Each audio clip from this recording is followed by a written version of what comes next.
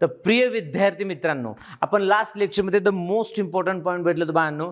आज ह्याचं व्यवस्थित रिव्हिजन करून घेऊयात, कारण की हा पॉईंट फार फार फार महत्त्वाचा आहे बाळांनो, अतिशय महत्त्वाचा आहे बाळांनो. तर हा पॉईंट काय, तर नेचर ऑफ ऑक्साईड.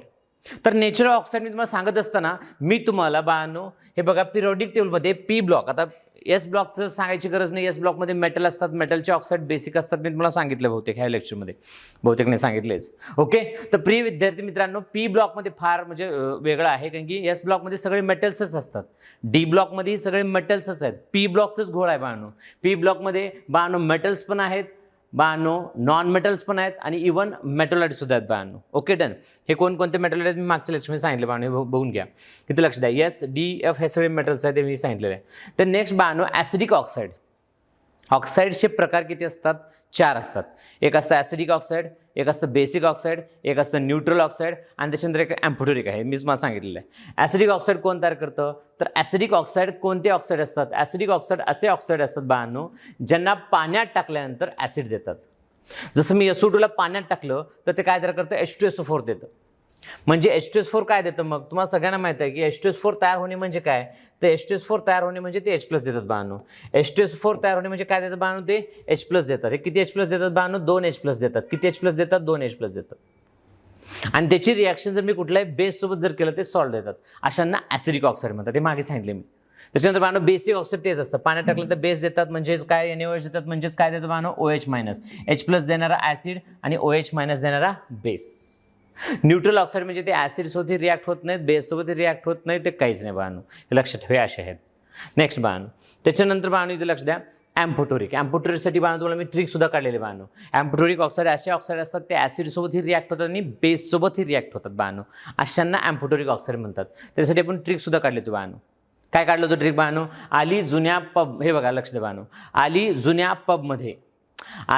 पबमध्ये बेवफा गंगूबाई शांताबाई, आली जुन्या पबमध्ये बेवफा गंगूबाई शांताबाई. आणि हे बाळांनो हे कुठल्याही ऑक्सिडेशन स्टेटमध्ये ते काय दाखवतात, ॲम्फोटोरिकच असतात. त्याच्यानंतर आपण ट्रिक केलं, व कार्टीने शरबत ॲश केलं, ह्या कार्टीनं शरबत ॲश केलं आणि बाळांनो बिल आलं, किती आलं बिल बाळांनो, 5333 बिल आलं. म्हणजे बाळांनो व्हॅनेडियम +5 मध्येच ॲम्फोटोरिक आहे, क्रोमियम +3 मध्येच ॲम्फोटोरिक आहे बाळांनो, अँटीमनी +3 मध्येच आहे बाळांनो, आणि आर्सेनिकसुद्धा +3 मध्येच आहे, हे सांगितलेलं आहे. हे पाठच राहू दे बाळांनो, एवढं जबरदस्त ट्रिक आहे, असं कोणीही एवढं भारी ट्रिक सांगितलेलं बाळांनो. व्यवस्थित लिहून घ्या, पाठ करा, लक्षात राहू द्या आणि कुणाला सांगू नका बाळांनो. हे फक्त ट्रिक आपल्याच विद्यार्थ्यांना, IIBच्या विद्यार्थ्यांसाठी खास केलेत बाळांनो, अजिबात कुणाला सांगत बसायचं गरज नाही. मेटलमध्ये बाळांनो त्याचं लोअर ऑक्सिडेशन नंबर असेल, मेटल जर लोअर ऑक्सिडेशन नंबरमध्ये असेल तर 100% तो काय असतो बाळांनो, बेसिक. आणि तो जर हायर ऑक्सिडेशन स्टेटमध्ये असेल तर काय असतो बाळांनो, ॲसिडिक. आणि जर +4 मध्ये असेल तर काय असतो बाळांनो, तो ॲम्फोटोरिक असतो. काय असतो, ॲम्फोटोरिक. इथे बघा नॉन मेटल ऑलवेज काय असतात, ॲसिडिक, एक्सेप्ट काय बाळांनो, ॲम्फोटोरिक आणि न्यूट्रल. आणि मेटोलाइटमध्ये सुद्धा काय असतात बाळांनो, ऑलवेज ॲसिडिक असतात एक्सेप्ट ॲम्फोटोरिक. ॲम्फोटोरिकचे ते नाही का ते ट्रिक सांगितली, ते एलिमेंट्स इथं सुद्धा एक्सेप्ट ॲम्फोटोरिक आहेत. हे व्यवस्थित लिहून घ्या, हे व्यवस्थित लिहून घेतलं असेल तर व्यवस्थित दररोज पाठ करा बाळांनो. हे इथं पडो न पडो, लक्ष द्या बरं. ह्या गोष्टी मी एवढं तुम्हाला डिटेलमध्ये सांगितले, ह्या गोष्टी एवढ्या डिटेलमध्ये सांगितले. ह्या एक्झाममध्ये म्हणजे पिरियोडिक टेबलमध्ये विचार करता फक्त एवढंच विचारतात, कोण ॲसिडिक आहे, कोण बेसिक आहे, कोण न्यूट्रल आहे, एवढं थोडं विचारतात. बट मी तुम्हाला एवढं डिटेलमध्ये सांगितलं आहे की बाळांनो तुम्ही 11वीमध्ये एस ब्लॉकमध्ये, पी ब्लॉकमध्ये, 12वीच्या पी ब्लॉकमध्ये, DFमध्ये, कोऑर्डिनेशनमध्ये कुठेही बाळांनो डोळे झापून तुम्ही बाळांनो एवढं व्यवस्थित करून घेतलात तर कुठलाही तुम्हाला ऑक्साईड दिला तर पटकन सांगू शकता, हा ॲसिडिक आहे, हा बेसिक आहे, हा ॲम्फोटोरिक आहे, हा न्यूट्रल आहे, असं तुम्ही दणकन सांगू शकता बाळांनो. एवढं मला कॉन्फिडन्स आहे तुमच्यावरती. फक्त तुम्ही मी जेवढं काय सांगितलं आहे व्यवस्थित लर्न करून घेतला असाल तर. हा तुमचा होमवर्क होता बाळांनो, हा तुमचा काय होता, होमवर्क होता. आय होप की तुम्ही हा होमवर्क कंप्लीट केला असाल. तर आपण या होमवर्कला कंप्लीट करूयात. चला बाळांनो, सगळे आपल्या बेसिक गोष्टी कंप्लीट झाली असेल, तुमचं होमवर्क चेक करा बाळांनो. तर मी ॲसिडिक ऑक्साईडला AO म्हणतो, बेसिक ऑक्साईडला काय म्हणतो बाळांनो, BO म्हणतो, आणि ॲम्फोटोरिकला आपण काय म्हणतो, ॲम्फो म्हणतो. ॲम्फो. चला, तर प्रिय विद्यार्थी मित्रांनो, CO कसं आहे सर, CO हे कसं आहे सर, न्यूट्रल आहे सर. हे CO कसं आहे, आता ॲम्फोटोरिक होतं आणखीन एक लिहायला पाहिजे होतं आपण, न्यूट्रल. काय बाळांनो, न्यूट्रल. काय बाळांनो, न्यूट्रल. ॲम्फोटोरिक कसं आहे बाळांनो, न्यूट्रल आहे सर, न्यूट्रल. यान लिहूयात. चला पटपट. CO कसं आहे सर, CO ॲसिडिक ऑक्साईड आहे सर. N2O कसं आहे सर, हे न्यूट्रल ऑक्साईड आहे सर. NO कसं आहे, हे न्यूट्रल ऑक्साईड आहे सर. कसं आहे सर, न्यूट्रल ऑक्साईड आहे. कारण की आपण तुम्ही आता सांगितलं सर, हे बघा CO N2O NO हे कसे ऑक्साईड आहेत सर, न्यूट्रल ऑक्साईड. इथे तुम्ही लिहून दिलात N2O NO CO हे कसे आहेत, न्यूट्रल आहेत. कसे आहेत बाळांनो, न्यूट्रल आहेत. कसे आहेत बाळांनो, न्यूट्रल आहेत. मी म्हणून तर म्हणलं ना, मी जेवढं शिकलो तेवढं जर व्यवस्थित बघून ठेवलात तर तुम्हाला दन दन दन दन दन दन दन दन सगळंच आहेत बाळांनो. हे NO2 कसं आहे सर, हे बघा सर, नॉन मेटलचं आहे सर. कसं आहे सर, ॲसिडिक ऑक्साईड आहे सर. हे सुद्धा कसं आहे सर, ॲसिडिक ऑक्साईड आहे सर. हे कसं आहे, ॲसिडिक ऑक्साईड आहे. हे क्रोमियम सर. क्रोमियम फक्त सर +3 मध्ये असतानाच. आता त्याचं +3 ऑक्सिडेशन नंबर कसं काढायचं बाळांनो, मी तुम्हाला थोडं सांगितलं. डिटेलमध्ये आपण रेडॉक्स चॅप्टरमध्ये शिकणार आहोत.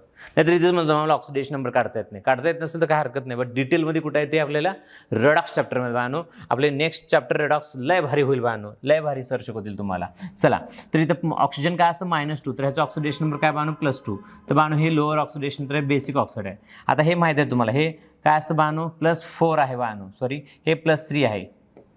तर हे कसं असतं, ॲम्फोटोरिक असतं. हे तुम्हाला माहिती आहे, हे आपण आता सांगितलं तुम्हाला. हे काय असतं, ॲम्फोटोरिक असतं. ॲम्फो ओके. चला, हे क्रोमियम कसं आहे, इथं +6 ऑक्सिडेशन नंबर आहे सर, +6. कसं +6, 3 आणि 3 6, -6 तर हे +6. हे काय आहे सर, हे +6 आहे म्हणजे हे ॲसिडिक आहे सर, ॲसिडिक ऑक्साईड आहे.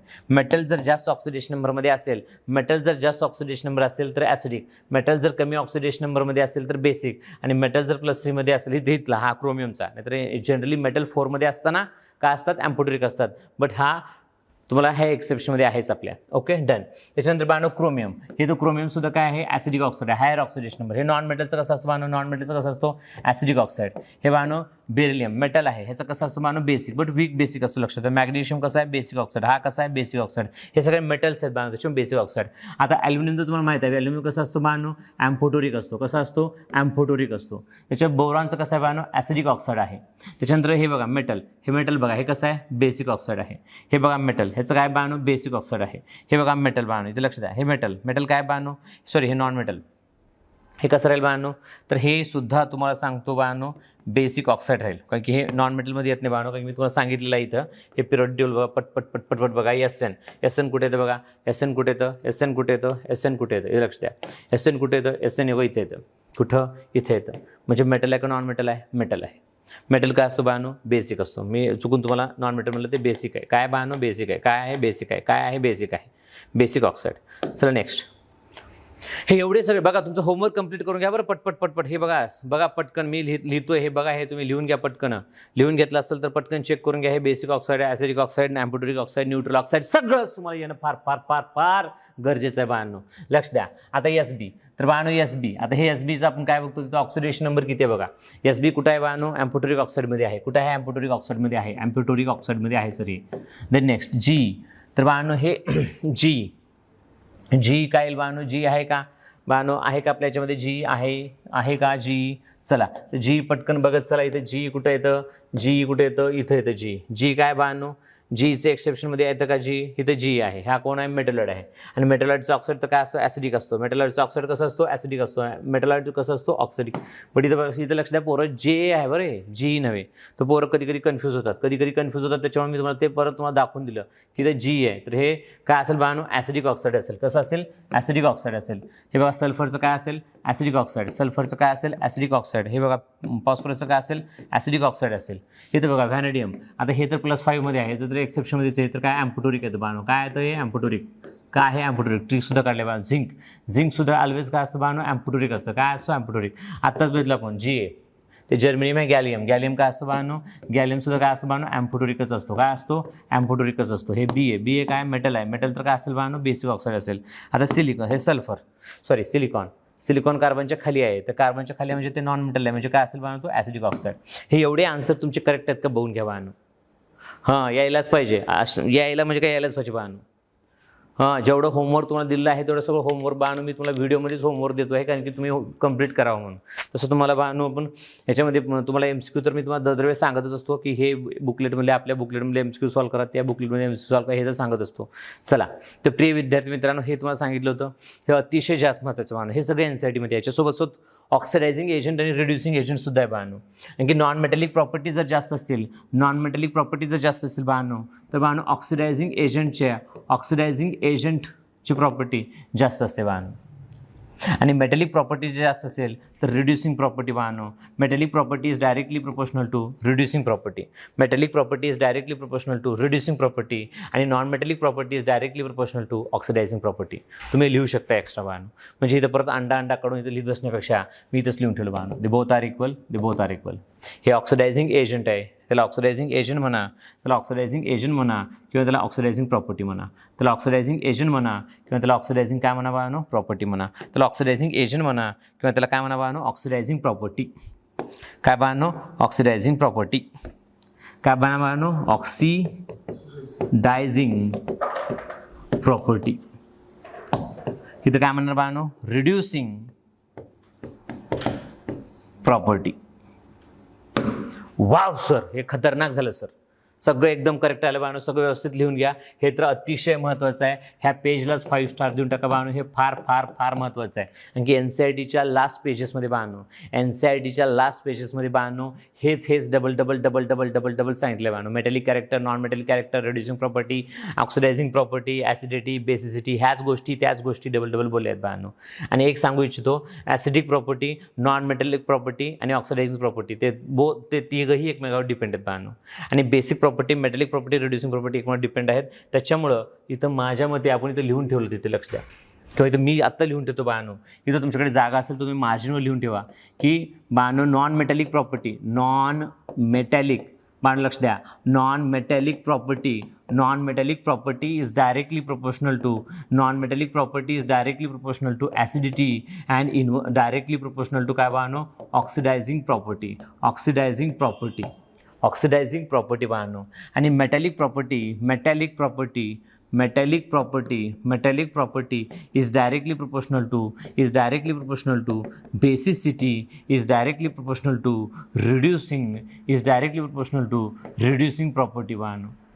काय असतं बाळांनो, रिड्युसिंग प्रॉपर्टी. कारण की कसं असतं लक्ष द्या बाळांनो, नॉन मेटॅलिक प्रॉपर्टी म्हणजे इलेक्ट्रॉन गेन करणे बाळांनो. इलेक्ट्रॉन काय करणे, गेन करणे. आणि मेटॅलिक प्रॉपर्टी म्हणजे इलेक्ट्रॉन काय करणे बाळांनो, लॉस करणे किंवा लॉस करणे बाळांनो. लक्ष द्या, इथं गेन करणे, इथं लॉस काय बाळांनो, करणे. हे अतिशय महत्त्वाचं बाळांनो. ह्याला व्यवस्थित बाळांनो, ह्याला ढग करून व्यवस्थित लिहून घ्या बाळांनो. कारण हे NCERTच्या मध्ये जर बघितलं बाळांनो, आपण जर इथे NCERTमध्ये बघायचं जर ठरलं बाळांनो, तर तेच वाक्यात बाळांनो, तेच भरपूर वेळेस तेच बाळांनो.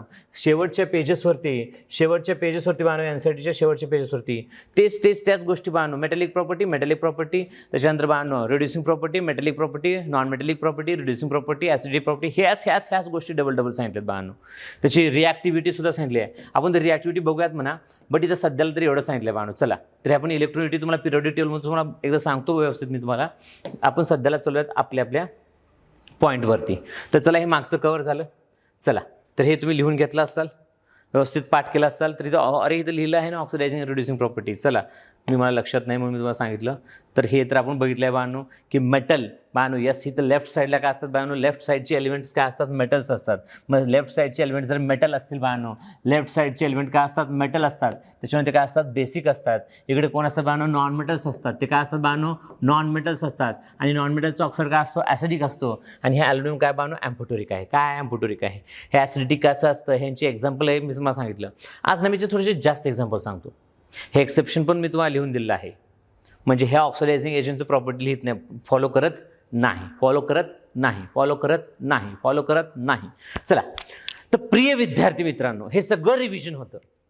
ओके, दरवेळेस तुम्हाला मी सगळं रिव्हिजन करून घेतो. सो विचार करा, तुम्ही जसं मी तुम्हाला रिव्हिजन करून घेतो, तुम्ही स्वतःसुद्धा बाळांनो, मी मागच्या भरपूर व्हिडिओमध्ये भरपूरदा सांगितले कशा प्रकारे अभ्यास करायचं.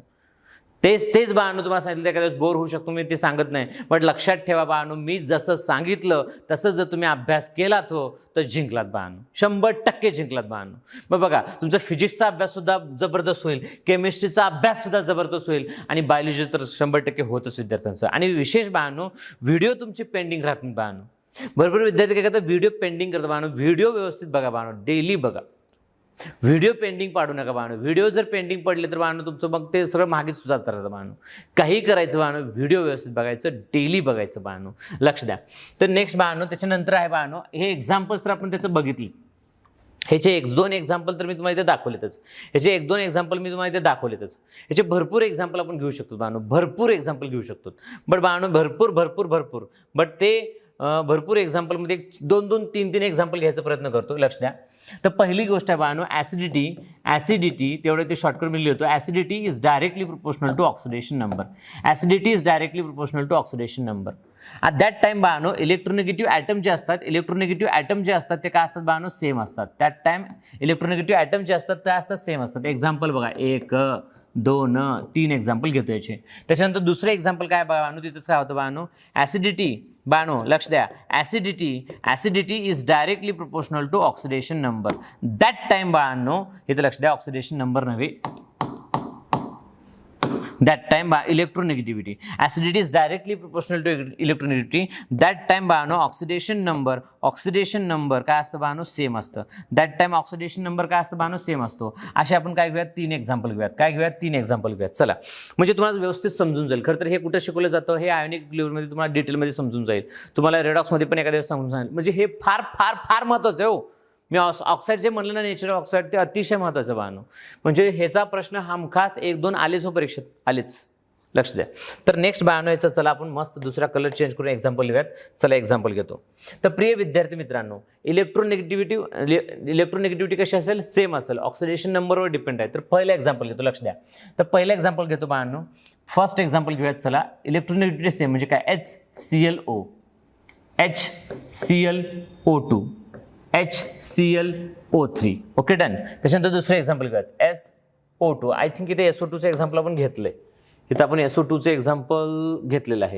आपण दुसरं एक्झाम्पल घेऊयात. चला दुसरं एक्झाम्पल घेऊयात. SO2चं एक्झाम्पल अजिबात घ्यायचं नाही आपण. चला, SO2चं एक्झाम्पल घ्यायचं नाही आपण, कारण की ऑलरेडी घेतलेलं आहे तिथं. नेक्स्ट बाळांनो आपण नेक्स्ट एक्झाम्पल घेऊयात, H2SO3 आणि H2SO4. त्याच्यानंतर घेऊयात HNO2 HNO3. असे कितीही एक्झाम्पल घेऊ शकतो, कितीही एक्झाम्पल घेऊ शकतो. आता इथं काय होतं बाळांनो, हे तुम्हाला व्यवस्थित समजण्यासाठी, हे तुम्हाला व्यवस्थित येण्यासाठी ऑक्सिडेशन नंबर यावं लागतं. काय येणं गरजेचं आहे, ऑक्सिडेशन नंबर. मग ऑक्सिडेशन नंबर कसं काढणार, मी मागे सांगितलं होतं. ऑक्सिडेशन नंबर कसं काढणार, ऑक्सिजनवर चार्ज काय असतं, मायनस. लक्ष द्या, ऑक्सिजनवर चार्ज काय असतं, -2. ऑक्सिजनवर चार्ज काय असतं बाळांनो, ऑक्सिजनवर चार्ज काय असतं, -2. लक्ष द्या, ऑक्सिजनवर चार्ज काय असतं, -2. आणि हायड्रोजन, इथं बघा, हायड्रोजन नॉन मेटल सोबत ज्यावेळेस असतो त्यावेळेस असतो +1. हायड्रोजन ज्यावेळेस नॉन मेटल सोबत असतो त्यावेळेस तो +1 असतो. तर लक्ष द्या, इथं ह्या क्लोरीनच्या भोवती -2 आणि +1. तर ह्याचा हे -2 मधून 1 गेलं, -1, तर सेंट्रल ॲटम +1. हे बघा, हे का ऑक्सिजन -2 × 2 -4 आणि -4 म्हणून +1 गेलं, -3. तर -3, तर बिचारा सेंट्रल ॲटम +3. सराउंडिंग मायनस तर सेंट्रल प्लस. बाळांनो लक्ष द्या, सराउंडिंग मायनस तर सेंट्रल प्लस आणि सराउंडिंग प्लस तर सेंट्रल मायनस असं असतं. लक्षात ठेवा, कारण की बॅलन्स होणं गरजेचं आहे, न्यूट्रल होणं गरजेचं आहे. लक्ष द्या. त्याच्यानंतर ह्या CLचं काय आहे, तर 3 आणि 3 6, 6 मधून 1 गेले काय, 5 बाळांनो. मग ज्याचं ऑक्सिडेशन नंबर जास्त, इथेही क्लोरीन आहे, तिथेही क्लोरीन आहे, तिथेही क्लोरीन आहे. ज्याचं ऑक्सिडेशन नंबर जास्त त्याची ॲसिडिटी जास्त. ज्याचं ऑक्सिडेशन नंबर जास्त त्याची ॲसिडिटी जास्त. ज्याचं ऑक्सिडेशन नंबर जास्त त्याची ॲसिडिटी जास्त. इथे सुद्धा बघा, इथेही सल्फरच आहे, तिथेही सल्फरच आहे. म्हणजे दोघांची इलेक्ट्रॉनिटी सेम आहे. आता बघायचं काय, त्यांचा ऑक्सिडेशन नंबर. साधी गोष्ट हो, इथं ऑक्सिजन किती आहे, 3. इथं ऑक्सिजन किती आहे, 4. जेवढे ऑक्सिजन जास्त असतील तेवढे ऑक्सिडेशन नंबर जास्त असेल. जेवढे ऑक्सिजन जास्त असतील तेवढे ऑक्सिडेशन नंबर जास्त असेल. तर साधी गोष्ट आहे, त्याचा ऑक्सिडेशन नंबर जास्त असेल तर त्याची ॲसिडिटी जास्त असेल. इथं सुद्धा बघू शकता, ऑक्सिजन 2 आहेत, ऑक्सिजन 3 आहेत. ऑक्सिजन जेवढे जास्त तेवढी ॲसिडिटी जास्त. का सर, कारण की ऑक्सिजन जास्त म्हणजे सराउंडिंग ॲटमला मायनस चार्ज असतील आणि सराउंडिंग ॲटम जेवढा मायनस तेवढा सेंट्रल ॲटम काय असतो बाळांनो, प्लस असतो. म्हणजे समजा ही पेन -1 आहे तर मी +1 आहे. ही पेन -2 आहे तर मी +2 आहे. ही पेन -3 आहे तर मी +3 आहे. ही पेन -4 आहे तर मी +4 आहे. साधी गोष्ट आहे, जेवढं सराउंडिंग मायनस तेवढं सेंट्रल प्लस असतो. ओके सर, आम्हाला जबरदस्त जमलं सर. या आता खालील एक्झाम्पल बघूया. आता खालील एक्झाम्पल कसं लक्ष द्यायचं, लक्ष द्या. आता CLचं एक्झाम्पल घेतो, लक्ष द्या. HClO3 HBrO3 आणि HiO3. आता हे तिघांमध्ये कोण मोर ॲसिडिक आहे. आता इथे ऑक्सिजन 3 आहेत, इथेही ऑक्सिजन 3 आहेत, इथेही ऑक्सिजन 3 आहेत. मग who is more acidic sir, who is more acidic. साधी गोष्ट लक्ष द्या. आपण एक्झाम्पल लिहूयात. आता आधी एक्झाम्पल घेऊयात, त्याच्यानंतर बाळांनो ऑक्सिडेशन नंबर सेम असले एक्झाम्पल घ्यायचं होतं ना आपल्याला. NO2 आणि CO2 हे घेऊ शकता. NO2 CO2 हे घेऊ शकता. चला बाळांनो, त्याच्यानंतर आपण बघूयात. चला काय बघायचं, H3PO4. ओके, H3PO4च्या ऐवजी आपण दुसरी घेऊयात. थांबा एक मिनिट. चला, तर बाळांनो ऐवजी आपण काय घेऊयात. चला तर प्रिय विद्यार्थी मित्रांनो, ह्या ठिकाणी घ्या तुम्ही आता H2CO3 आणि H2SiO4. H2SiO4 हे थोडं वेगवेगळेच कंपाऊंड आहेत म्हणा. चला एक्झाम्पल आपण दुसरेच घेऊयात. चला हे 2 एक्झाम्पल तर बघून घ्या बाळांनो. चला, मग ह्या 2 एक्झाम्पलमध्ये तुम्ही जर बघितलं तर ह्याचं सर आता आपलं काय बघायचं सर, आता ह्याच्यामध्ये सर तुम्ही इथे लक्ष द्या सर, इथं ऑक्सिडेशन नंबर सेम आहे. कसं काय, इथे ऑक्सिजन 2 आहेत, इथे ऑक्सिजन 2 आहेत, म्हणजे दोघांचा ऑक्सिडेशन नंबर सेमच असेल. आता इथे बघायचं काय तुम्हाला, तर सेंट्रल ॲटमची इलेक्ट्रोनेगेटिव्हिटी. कोणत्या ॲटमची इलेक्ट्रोनेगेटिव्हिटी बघायची बाळांनो तुम्हाला, सेंट्रल ॲटमची इलेक्ट्रोनेगेटिव्हिटी बघायची. काय बघायचे, सेंट्रल ॲटमची इलेक्ट्रोनेगेटिव्हिटी. मग इथे सेंट्रल ॲटमची इलेक्ट्रोनेगेटिव्हिटी 3 आहे, इथे किती 2.8 आहे, इथे किती 2.5 आहे. तर जेवढी इलेक्ट्रोनेगेटिव्हिटी कमी तेवढी ॲसिडिटी कमी, जेवढी इलेक्ट्रोनेगेटिव्हिटी जास्त तेवढी ॲसिडिटी जास्त. नायट्रोजनची इलेक्ट्रोनेगेटिव्हिटी जास्त आहे, कार्बनची इलेक्ट्रोनेगेटिव्हिटी जास्त आहे. कार्बनची इलेक्ट्रोनेगेटिव्हिटी जास्त आहे. कुणाची इलेक्ट्रोनेगेटिव्हिटी जास्त आहे, कार्बनची इलेक्ट्रोनेगेटिव्हिटी जास्त आहे सर. मग त्याच्यामुळे इथे आणखीन एक एक्झाम्पल घेऊ शकतो तुम्ही. हे बघा, N2O5 N2O5 Cl2O5 N2O5 Cl2O5 N2O5 Cl2O5. आता इथं घोळ काय लक्ष द्या, N2O5 आणि Cl2O5 मध्ये इथं लक्ष द्या. तर याचंही ऑक्सिडेशन नंबर सेम आहे, ह्या दोघांचा ऑक्सिडेशन नंबर सेम. आता इथं काय विशेष काय येऊ शकतो माहिती आहे का, इथं लक्ष द्या, इथं लक्ष द्या. तर बाळांनो इथं ह्याचंही ऑक्सिडेशन नंबर किती आहे बाळांनो, 5, आणि ह्याचंही ऑक्सिडेशन नंबर किती आहे बाळांनो, 5. ह्या दोघांचंही ऑक्सिडेशन नंबर 5 आहे बाळांनो. ह्या दोघांचंही ऑक्सिडेशन नंबर किती आहे बाळांनो, 5. आणि दोघांची इलेक्ट्रोनेगेटिव्हिटी सुद्धा किती बाळांनो, 3. दोघांची इलेक्ट्रोनेगेटिव्हिटी सुद्धा आहे बाळांनो 3. दोघांची इलेक्ट्रोनेगेटिव्हिटी आहे बाळांनो 3. कसलं भारी एक्झाम्पल आहे, लायच भारी एक्झाम्पल आहे. ह्याला तुम्ही बाळांनो 5 स्टार कोण ठेवा बाळांनो, ह्याला 5 स्टार कोण ठेवा. हा तुम्हाला मी होमवर्क द्यायला पाहिजे बाळांनो. ह्याची इलेक्ट्रोनेगेटिव्हिटी किती आहे, सेम. ह्यांची ऑक्सिडेशन नंबर सुद्धा काय सेम. असा हा एक्झाम्पल तर बाळांनो तुम्हाला होमवर्क द्यायला पाहिजे की ह्या दोघांमध्ये कोण मोर ॲसिडिक आहे. हा तुमचा होमवर्क असेल बाळांनो. हा जबरदस्त एक्झाम्पल आहे. आणि होमवर्क म्हणलं हे बघा, गुगलवर सर्च करायचं नाही बाळांनो, डोकं लावा, भरपूर डोकं लावा, आणि त्याच्यानंतर जर तुम्हाला वाटलं तर मग तुम्ही सर्च करू शकता. पण तिथं सर्च करून उत्तर दिलात तर बाळांनो माझ्या एवढं खराब कोण नाही बघा, लक्ष द्या. तर बाळांनो कुठेही सर्च करायचं नाही आणि त्याचं कणकण उत्तर सांगायचं. चला, एक आणखीन फार चांगला प्रश्न आहे. N2 बाळांनो, NO2 आणि N2O3 NO2 आणि N2O3 NO2 आणि N2O3. बरेच विद्यार्थी सर इथं ऑक्सिजन 2 आहेत, इथं ऑक्सिजन 3 आहेत, मग हा मोर ॲसिडिक असेल. नाही बाळा, ऑक्सिडेशन नंबर काढ. इथं हा 2 ऑक्सिजन आहेत तर त्याचा ऑक्सिडेशन नंबर 4 आहे. इथं 3 ऑक्सिजन, 3 आणि 3 6, इथं +6, बट +6 भागिले नायट्रोजन किती आहेत, तिथं 2 आहेत. +6 भागिले जर 2 केलं तर काय येतं, +3. तर ह्याचा ऑक्सिडेशन नंबर जास्त, त्यामुळे याची ॲसिडिटी जास्त. ह्याचा ऑक्सिडेशन नंबर जास्त, त्याच्यामुळे त्याची ॲसिडिटी काय असते बाळांनो, जास्त. त्याची ॲसिडिटी ऑर्डर काय असते बाळांनो, जास्त. लक्ष ठेवा, हे ऑर्डर व्यवस्थित बघणं फार फार गरजेचं. म्हणजे ऑक्सिडेशन नंबर बघा, बट ऑक्सिडेशन नंबर बघताना तुम्हाला ते सेंट्रल ॲटम सुद्धा बघणं गरजेचं आहे. इथं कोण आहे, एकच नायट्रोजन आहे. इथं किती नायट्रोजन आहेत बाळांनो, 2 नायट्रोजन आहेत. म्हणजे इथे एका नायट्रोजनला 2 ऑक्सिजन आहेत, बट इथे एका नायट्रोजनला किती ऑक्सिजन आहेत, 1.5 आहेत. असं कम्पेअर करणं गरजेचं आहे. व मागच्यासारखं कम्पेअर करून जमत नाही, मागच्यासारखं कम्पेअर करून आपल्याला जमत नाही, मागच्यासारखं आपल्याला कम्पेअर करून जमत नाही बाळांनो. चला, तर प्रिय विद्यार्थी मित्रांनो, आपण भरपूर ॲप्लिकेशन बघितलं, त्यातलं एक लास्ट ॲप्लिकेशन बघूयात. चला, लास्ट ॲप्लिकेशन काय ॲप्लिकेशन आहे, नॉमेनक्लेचर बाळांनो. Nomenclature, a nomenclature of inorganic compound. Nomenclature of inorganic compound. Inorganic compoundचं नॉमेनक्लेचर कसं करतात सर, इथे आहे बाळांनो. तुम्ही ऑर्गॅनिक केमिस्ट्रीचं नॉमेनक्लेचर ऐकलात का, हो सर. मग आता इनऑर्गॅनिक केमिस्ट्रीचं नॉमेनक्लेचर कसं करतात, म्हणजे लिहिण्याची पद्धत कशी आहे. इथं नॉमेनक्लेचरमध्ये आपल्याला नाव नाही लिहायचं, आपल्याला बाळांनो रिप्रेझेंटेशन कसं करतात ते लिहायचं आहे. तर बाळांनो नॉमेनक्लेचरमध्ये 2 गोष्टी येतात बाळांनो. चला पेन बदलूया. चला, तर प्रिय विद्यार्थी मित्रांनो, प्रिफिक्स येतं. काय येतं बाळांनो, एक प्रिफिक्स येतं, आणि दुसरं काय येतं बाळांनो, सफिक्स येतं. काय येतं बाळांनो, सफिक्स येतं. काय येतं बाळांनो, सफिक्स येतं. तर प्रिफिक्स म्हणजे जे आधी यूज करतात बाळांनो. तर प्रिफिक्स बाळांनो काय असतं, लेस इलेक्ट्रोनेगेटिव्ह बाळांनो.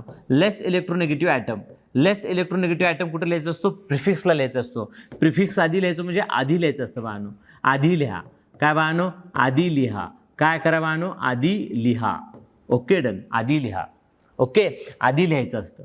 आणि बाळांनो सफिक्स म्हणजे बाळांनो मोर इलेक्ट्रोनेगेटिव्ह बाळांनो. काय असतं, मोर इलेक्ट्रोनेगेटिव्ह ॲटम असतं बाळांनो. काय असतं, मोर इलेक्ट्रोनेगेटिव्ह ॲटम. हे नंतर लिहायचं असतं बाणू. काय असतं बाणू? हे नंतर लिहा बाणू. हे काय लिहा? नंतर लिहा. नंतर लिहा. लेस इलेक्ट्रोनिगेटिव्ह ॲटम आधी लिहा, लेस इलेक्ट्रोनिगेटिव्ह ॲटम आधी लिहा आणि मोर इलेक्ट्रोनिगेटिव्ह ॲटम नंतर लिहा बाणू. आता मी एक एक्झाम्पल दिलं, हे बघा, हे काय, ह्याचं एक्झाम्पल जर दिलं मी तुम्हाला, इथे लक्ष द्या. आता मी तुम्हाला म्हणलं Cl2O आणि OCl2, Cl2O आणि OCl2 याच्यामध्ये बरोबर कोण आहे, करेक्ट कोणतं मेथड आहे? तर बघा तुम्ही, सर काय होतं सर, असं लिहिलं काय तसं लिहिलं काय बिघडलं सर? हो, बिघडत काही नाही, बट इनऑर्गॅनिक केमिस्ट्री काय म्हणतं? इनऑर्गॅनिक केमिस्ट्री म्हणतं की लेस इलेक्ट्रोनिगेटिव्ह ॲटम जे काय असेल, लेस इलेक्ट्रोनिगेटिव्ह ॲटम जो कोणी असेल त्याला आधी लिहित चला आणि मोर इलेक्ट्रोनिगेटिव्ह ॲटम जो कोणी असेल त्याला नंतर लिहित चला. बट ह्याच्यामध्ये एक एक्सेप्शन येतं बाळांनो. एक्सेप्शन काय आहे? Exception for hydrogen atom. Exception for hydrogen atom. Hydrogen atom याच्यामध्ये एक्सेप्शन आहे बाळांनो. कारण की हायड्रोजन ॲटमचे जे एक्झाम्पल आहेत बाळांनो, जसं की आता कोण आहे? मिथेन आहे, जसं की कोण आहे बाळांनो? अमोनिया आहे, NH3 आहे, जसं की कोण आहे बाळांनो? H2O मध्ये, चला ठीक आहे, H2 आधी आला तेवढी चांगली गोष्ट आहे, बट लक्ष द्या बाळांनो, इथे एक्सेप्शन येतं बाळांनो. आता ह्याची इलेक्ट्रॉनिटी 2.5 आहे, ह्याची इलेक्ट्रॉनिटी 2.1 आहे, तो नंतर आला ना. म्हणजे हायड्रोजनला तेवढं एक्सेप्शन आहे, तो कधी उड्या मारू शकतो, इकडं तिकडे मारू शकतो, ती गोष्ट वेगळी. हायड्रोजनला सोडून द्या, गोळी मारा हायड्रोजनला. त्याला सोडून दुसरे एलिमेंट कुठलेही जर इनऑर्गॅनिक केमिस्ट्रीमध्ये आले तर त्यावेळेस तो जो लेस इलेक्ट्रोनिगेटिव्ह ॲटम असतो तो आधी लिहायचा असतो. जो मोर इलेक्ट्रोनिटी, तसं जर तुम्ही बघा, लक्ष द्या, तुम्ही बघा, क्लोरीनची इलेक्ट्रोनिटी किती आहे? 3 आणि ऑक्सिजनची इलेक्ट्रोनिटी किती आहे बाळांनो? किती आहे? 3.5. वा, लेस असल्यापुढे म्हणजे ही मेथड जी आहे ती करेक्ट आहे सर. ही जे आहे बाळांनो करेक्ट आहे. आणि हे जे आहे बाळांनो, आता हे जे आहे ते काय बाळांनो? रॉंग आहे बाळांनो. हे काय बाळांनो? रॉंग आहे. काय बाळांनो? रॉंग आहे. काय आहे? रॉंग आहे.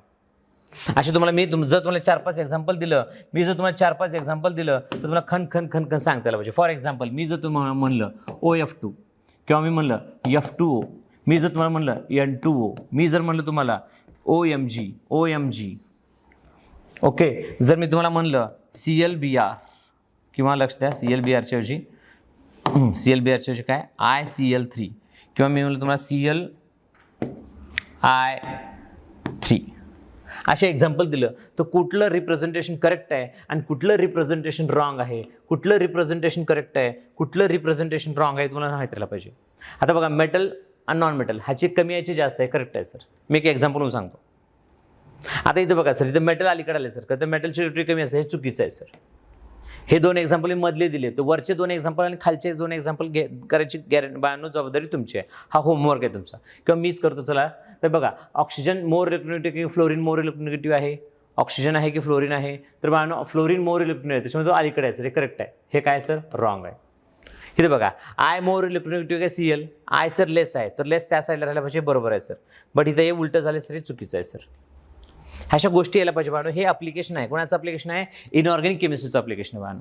तर अशा प्रकारे बाळांनो इथं इलेक्ट्रोनिगेटिव्हिटीचे सगळे पॉईंट जे NCERTत सुद्धा दिलं नाही बाळांनो, जे NCERTत सुद्धा दिलं नाही, ते सगळे पॉईंट आपण कव्हर केलं बाळांनो. जे NCERTमध्ये सुद्धा दिलेले नाहीत बाळांनो, त्याच्यातले सुद्धा NCERT तर कव्हर केलं होतंच बाळांनो. NCERT जे काही शिकवतं, NCERT जे काही सांगतं ते तर आपण कव्हर करावंच लागल. त्याच्यापेक्षाही आपण एक्स्ट्रा कव्हर केलंय. काय एक्स्ट्रा सांगितलेलं आहे? कारण की भविष्यामध्ये तुम्हाला जेव्हा बाळांनो हे सगळ्या गोष्टी विचारत जातील तर तेव्हा सोपं वाटायला पाहिजे. तुम्ही म्हणायला पाहिजे की आम्हाला अभिजित सरांनी पिरियॉडिसिटीमध्ये लय भारी शिकवलंय, लय म्हणजे अतिशय भारी शिकवलेलं आहे, त्याच्यामुळे आम्हाला हे सगळे इनऑर्गॅनिकचे चॅप्टर सोपे चालले आहेत. ओके बाळांनो, हे तुम्ही हमखास बाळांनो म्हणायला पाहिजे. ह्या म्हणण्यासाठीच बाळांनो, आणि भरपूर विद्यार्थी म्हणतात सुद्धा की सर तू लय भारी सर, अतिशय भारी सर. इथं लक्ष द्या. तर पटपट बाळांनो मी तुम्हाला इथं सांगत राहतो. इथं लक्ष द्या, तुम्हाला दिसत असेल तर बघून घ्या. तर इथे इलेक्ट्रोनिगेटिव्हिटी बाळांनो ॲटमचं सांगतो. हे तुम्हाला आय थिंक मी मागे दाखवले सुद्धा बाळांनो, हे दाखवले सुद्धा मी तुम्हाला. ओके, लक्ष द्या. तर प्रिय विद्यार्थी मित्रांनो, इथं हे सगळ्या पॉईंट आपण सगळे पॉईंट कव्हर केले बाळांनो. मी तुम्हाला मागे जसं सांगितलं होतं बाळांनो की इथं लक्ष द्या, इथं बाळांनो इथं जास्त भर कशा दिले बाळांनो? हे मेटलिक प्रॉपर्टी आणि नॉन मेटलिक प्रॉपर्टीवरती जास्त भर दिलेत बाळांनो. मेटलिक प्रॉपर्टी आणि नॉन मेटलिक प्रॉपर्टीवरती जास्त भर दिलेला आहे. इलेक्ट्रोनिटी तर सांगितलेलीच आहे, इलेक्ट्रोनिटी तर सगळे सांगितलेच आहे बाळांनो. इथं फ्लोरीन हा सगळ्यात जास्त मोर इलेक्ट्रोनिगेटिव्ह आहे असं मस्त सांगितलेलं आहे. आणि बाळांनो CCM हा सगळ्यात लेस रिॲक्टिव्ह एलिमेंट आहे, हे सुद्धा इथं सांगितलेलं आहे बाळांनो. ओके, तर चला हे सांगितल्यानंतर हे सगळे रिलेशन सुद्धा सांगितले आहेत. हे सगळे रिलेशन तर आपण पण सांगितलेत बाळांनो. हे सगळेच रिलेशन सांगितलं, त्याच्यापेक्षा आणखी जास्त रिलेशन सांगितलेत. हे नॉन मेटॅलिक आणि मेटॅलिक कॅरेक्टर सांगितले, त्याच्यासोबत ऑक्सिडायझिंग, रिड्युसिंग, ॲसिडिटी हे सगळं सांगितलं आहे. हे 2 टेबलसुद्धा आपण सांगितलेले आहेत बाळांनो. तर चला, तर हे टेबल 2 झाल्यानंतर बाळांनो इथं लक्ष द्या, इथं लक्ष द्या. तर नॉन मेटॅलिक प्रॉपर्टी बाळांनो, नॉन मेटॅलिक टेंडेन्सी बाळांनो, non metallic elements, non metallic लक्ष द्या, हायलाईट केलं. चला, तर non metallic elements have strong tendency to gain the electron. आत्ता सांगितलं मी तुम्हाला, नॉन मेटॅलिक प्रॉपर्टी म्हणजे गेन द इलेक्ट्रॉन आणि मेटॅलिक प्रॉपर्टी म्हणजे काय असतं बाळांनो, लॉस द इलेक्ट्रॉन. हे मी तुम्हाला आत्ता सांगितलं बाळांनो, हे लक्ष द्या. त्याच्यामुळे बाळांनो हे डायरेक्टली प्रोपोर्शनल टू इलेक्ट्रॉनिक. आता हे सगळं सांगितलं मेटॅलिक प्रॉपर्टी का बघा इथं, तेच बाळांनो. हे काय असतं, लॉस द इलेक्ट्रॉन असतं. काय असतं, लॉस द इलेक्ट्रॉन असतं. म्हणजे अक्रॉस द पिरियड काय होतं, डाऊन अ ग्रुप काय होतं, हे सगळं लिहून दिलं आहे इथं. ओके, त्याच्यानंतर आहे बाळांनो, नेक्स्ट पॉईंट जे आपण बघणार आहोत, बाळांनो, periodic trends in chemical property. But periodic trends in chemical property बघण्याच्या अगोदर बाळांनो, इथं ज्या ह्या 3 सायंटिस्ट तिथं नाव जे आलेलं आहे, ह्या 3 सायंटिस्टनी काय कोणकोणते फॉर्म्युले सांगितलेत. हे खरं तर NCERTत नाही बाळांनो, हे लक्ष द्या, हे NCERTत खरं तरी नाही, तरी सुद्धा मी ह्यांचे फॉर्म्युले सांगतो बाळांनो. फक्त तुम्हाला फॉर्म्युले सांगतो जेणेकरून तुम्हाला ह्यांचे फॉर्म्युले, ह्याचे प्रॉब्लेम वगैरे काय घेत बसणार नाही आपण. बट पॉलिंग स्केलचा फॉर्म्युला काय आहे, त्याच्यानंतर बाळांनो मुलिकन स्केलचा फॉर्म्युला काय आहे आणि ऑल्ड्रीड-रॉस्चोवचा काय फॉर्म्युला आहे ते मी तुम्हाला सांगणार आहे बाळांनो. फक्त फॉर्म्युले सांगणार आहे, त्याचे प्रॉब्लेम वगैरे घेत बसणार नाही आपण. ह्यांचे फक्त फॉर्म्युले काय आहेत, इलेक्ट्रोनेगेटिव्हिटी हे कसं कॅल्क्युलेट केले, ह्याचे फॉर्म्युले घेणार आहोत. तर नंबर एक कोणता सायंटिस्ट आला बाळांनो, पॉलिंग बाळांनो. कोण आहे बाळांनो, पॉलिंग आहे. लक्ष द्या. तर नंबर 1 कोण आहे बाळांनो, पॉलिंग स्केल आहे. कोण आहे बाळांनो, पॉलिंग स्केल. इथं लक्ष द्या, इथं तुमचा पहिला सायंटिस्ट कोण होता बाळांनो, इथं बघा, इथं पहिला सायंटिस्ट कोण आहे बाळांनो, तुमचा पॉलिंग आहे. कोण आहे, पॉलिंग. ओके, कोण आहे बाळांनो, पॉलिंग स्केल आहे. इथं लक्ष द्या. नेक्स्ट, तर जे स्केलमध्ये बघा बाळांनो, याची इलेक्ट्रोनिटी कसं काढले, तर ह्याला इलेक्ट्रोनेगेटिव्हिटी बाळांनो, ह्याची इलेक्ट्रोनेगेटिव्हिटी कशावर डिपेंड आहे बाळांनो, ह्यालाच तुम्ही बॉन्ड एनर्जी काय म्हणू शकता बाळांनो, बॉन्ड एनर्जी स्केल सुद्धा म्हणू शकता. काय म्हणू शकता बाळांनो, बॉन्ड एनर्जी स्केल सुद्धा म्हणू शकता. हे कशावर डिपेंड आहे बाळांनो, हे डिपेंड आहे बाळांनो, हा बेस्ड आहे म्हणू शकता किंवा डिपेंड आहे, हा based on electronegativity of hydrogen atom बाळांनो. इलेक्ट्रोनेगेटिव्हिटी ऑफ काय बाळांनो, हायड्रोजन ॲटम. इलेक्ट्रोनेगेटिव्हिटी ऑफ काय बाळांनो, हायड्रोजन ॲटम. ह्याचे 2 फॉर्म्युले आहेत बाळांनो. एक आहे ह्याच्यामध्ये तुम्ही इलेक्ट्रोनेगेटिव्हिटी डिफरन्स काढू शकता. बरं, इलेक्ट्रोनेगेटिव्हिटी डिफरन्स म्हणजे 2 इलेक्ट्रोनेगेटिव्हिटीचा बाळांनो बेरीज काढू शकता. ओके, हे तर लक्ष द्या बाळांनो, ह्याला मी थोडंसं खोडून काढायचं, लक्ष द्या. ह्याच्यामध्ये तुम्ही काय काढू शकता बाळांनो, ह्याच्यामध्ये तुम्ही 2 इलेक्ट्रोनेगेटिव्ह ॲटमचं डिफरन्स काढू शकता, म्हणजेच XA मायनस XB काढू शकता बाळांनो. XA minus XB is equal to काय, XA minus XB is equal to काय, XA minus XB is equal to काय. ह्याचे 2 फॉर्म्युले आहेत बाळांनो, 0.102 आणि दुसरी एक व्हॅल्यू होती बाळांनो 0.20 काय येते बाळांनो 8. आणि त्याच्या बाळांनो इथं काय येतं, मल्टिप्लाय बाय रूट डेल्टा. हा डेल्टा जो आहे बाळांनो तो बॉन्ड एनर्जी आहे, ते bond energy in kilo joule per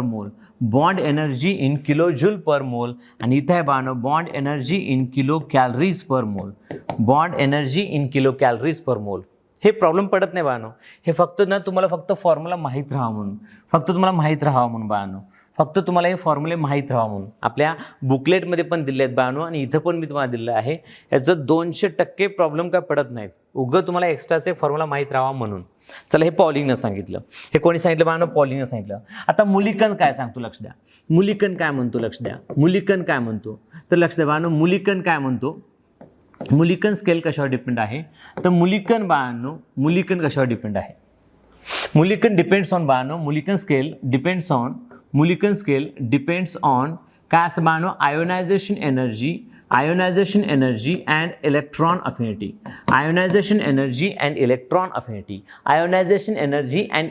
affinity. तर कसं सर, तर बाळांनो इथे लक्ष द्या, ह्यांचं फॉर्म्युलामध्ये जर तुम्ही आयोनायझेशन एनर्जी जर इन्क्रीज झाली, ओके, आणि इलेक्ट्रॉन अफिनिटी जर इन्क्रीज झाली, तर बाळांनो इलेक्ट्रोनेगेटिव्हिटी सुद्धा काय होत जाते बाळांनो, इन्क्रीज होत जाते.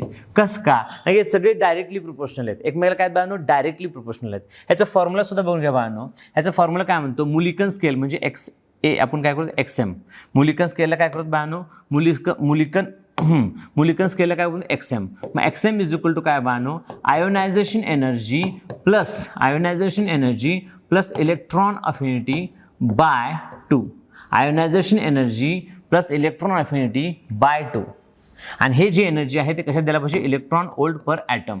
इलेक्ट्रॉन वोल्ट पर ॲटममध्ये दिलं तर असं करायचं बाळांनो. आणि तुम्हाला एक विशेष सांगतो बाळांनो, मग कम्पेअर करण्यात आलं मुलिकनच्या ॲटमची इलेक्ट्रोनेगेटिव्हिटी आणि पॉलिंगच्या ॲटमची इलेक्ट्रोनेगेटिव्हिटी कम्पेअर केल्यानंतर हे दोघांमध्ये तफावत दिसू लागलं. मग त्या दोघात रिलेशन मांडण्यात आलं. त्या दोघात काय रिलेशन मांडण्यात आलं, मग त्या दोघात रिलेशन मांडण्यात आलं की बाबा रे, हे बघ बाबा रे, हे बघा, तर मुलिकनची इलेक्ट्रोनेगेटिव्हिटी ही जास्त आहे ॲज कम्पेअर टू बाळांनो पॉलिंगची इलेक्ट्रोनेगेटिव्हिटी. मुलिकनची इलेक्ट्रोनेगेटिव्हिटी ही मोर आहे बाळांनो. किती टाइम्स बाळांनो, 2.8 टाइम्स. 2 टाइम्स बाळांनो, 2.8 टाइम्स मोर आहे.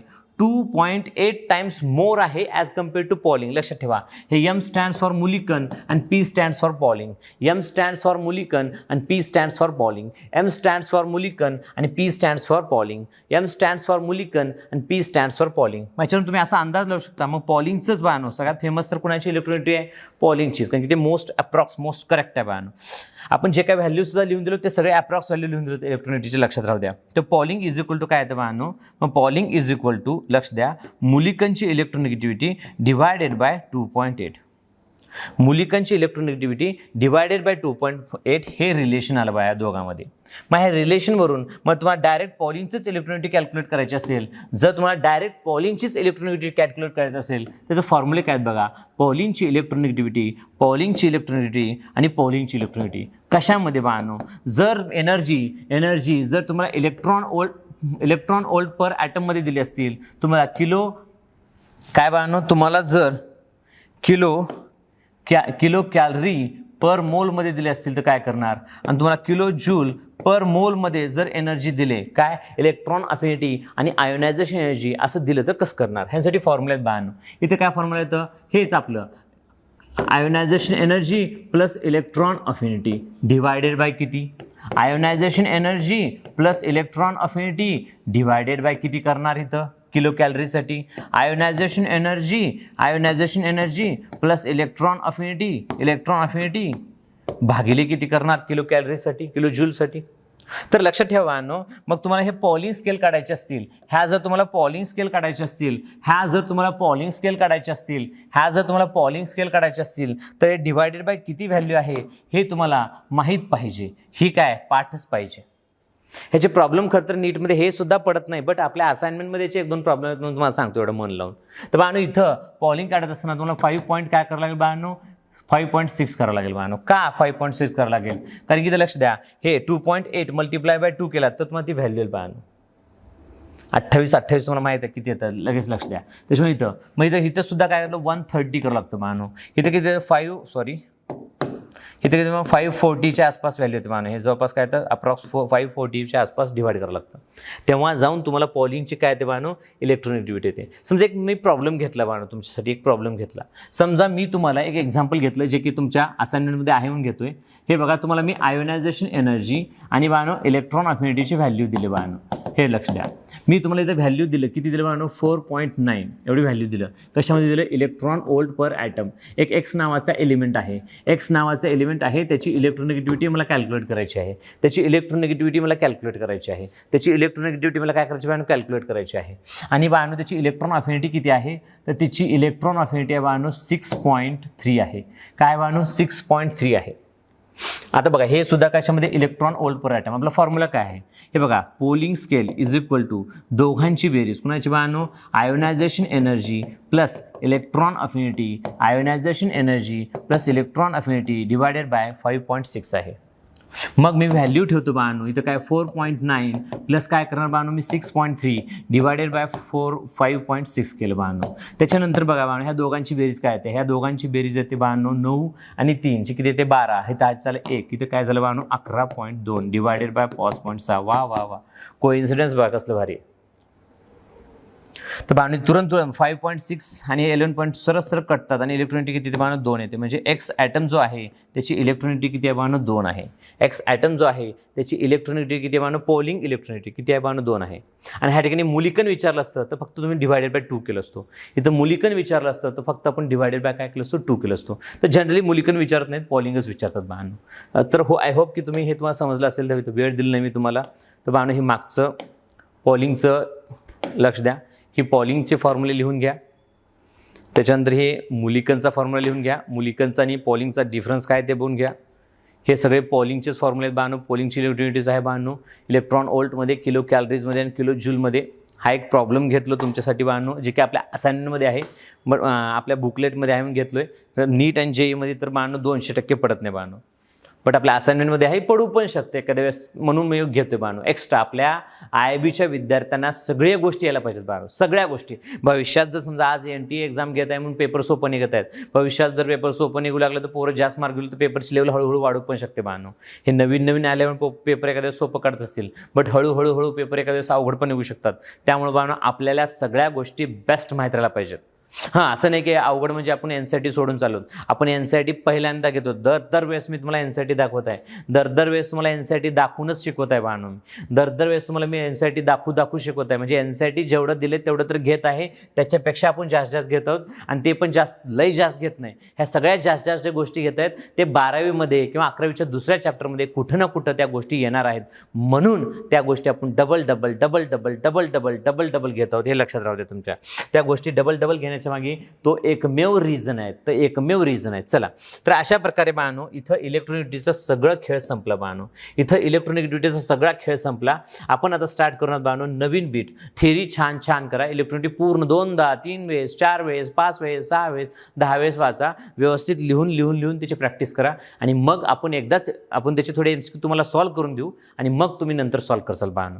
आणि कुठले MCQ सॉल्व्ह करायचे, किती MCQ सॉल्व्ह करायचे, सगळ्या गोष्टी मी तुम्हाला व्यवस्थित सांगतो. ओके, तर बाळांनो ऑलवेज IIB तुमच्या सोबत राहील बाळांनो. व्यवस्थित अभ्यास करत चला. फिजिक्स डेली व्यवस्थित व्हिडिओ बघत चला. ओके, थिंक नीट आणि थिंक IIB.